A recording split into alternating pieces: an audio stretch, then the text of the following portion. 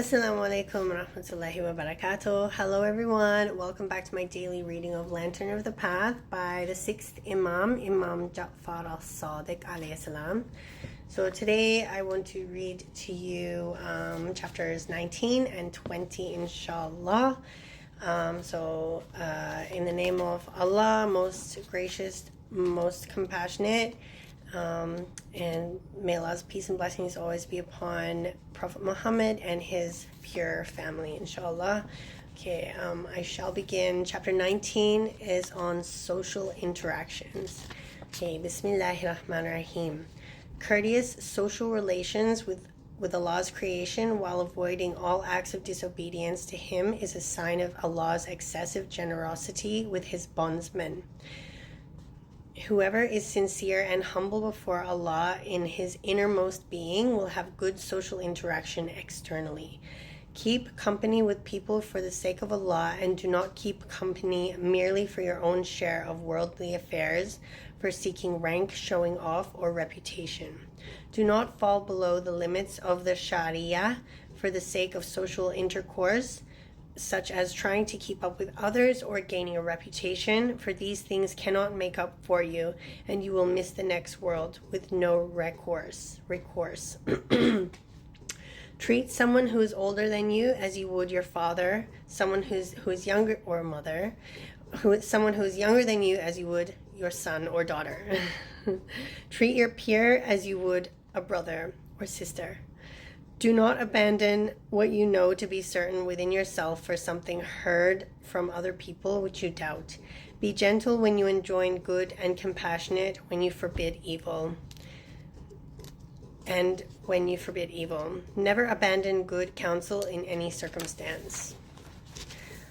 As Allah said in the Holy Quran, chapter 2, ayah number 83, speak to people good words.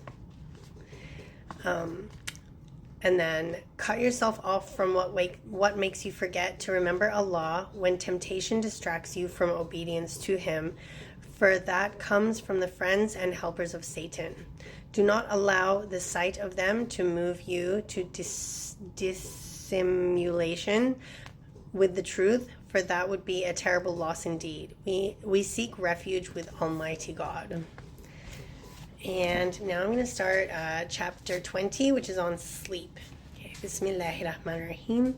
Sleep the sleep of the mindful. Do not sleep the sleep of the heedless. For the mindful among the astute sleep, the mindful among the astute sleep only for rest, and do not purposely sleep through laziness. The Prophet sallallahu alaihi wasallam said, my eyes sleep, but my heart does not. When you go to sleep, have the intention to lighten your burden on the angels and disengage the self from its appetites, and to examine yourself by your sleep. Be aware of the fact that you are incapable and weak. You have no power over any of your movements and stillnesses, except by the judgment and measure of Allah.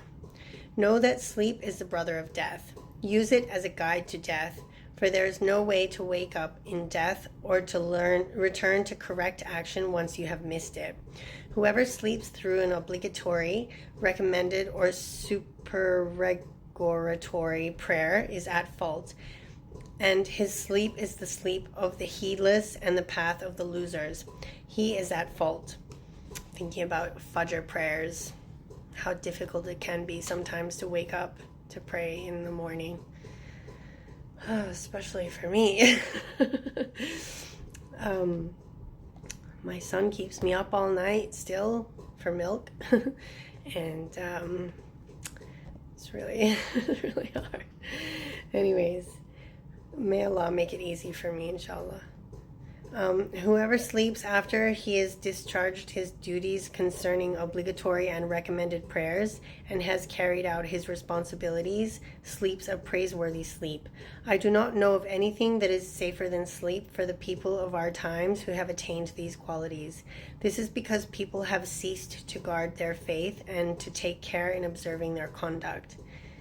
They have taken the left-hand path. When a sincere bondsman strives not to speak out of place How can he avoid hearing that which would prevent him from not speaking unless there is a safeguard?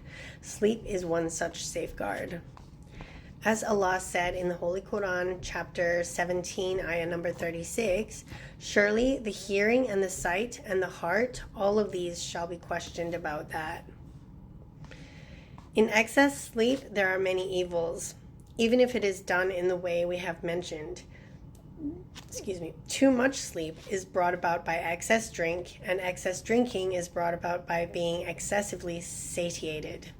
Most of these things weigh heavily on the self. Sorry, heavily, not heavenly. Astaghfirullah. Both of these things weigh heavily on the self to keep it from obedience, and they harden the heart from reflection and humility. Make your sleep your last affair in this world. Remember Allah with your heart and your tongue. Let your obedience to Allah overpower your wrongdoings, and seek help from Him while you sleep, fasting until the morning prayer, since if you are awakened at night, Satan whispers to you, sleep again, you still have a long night.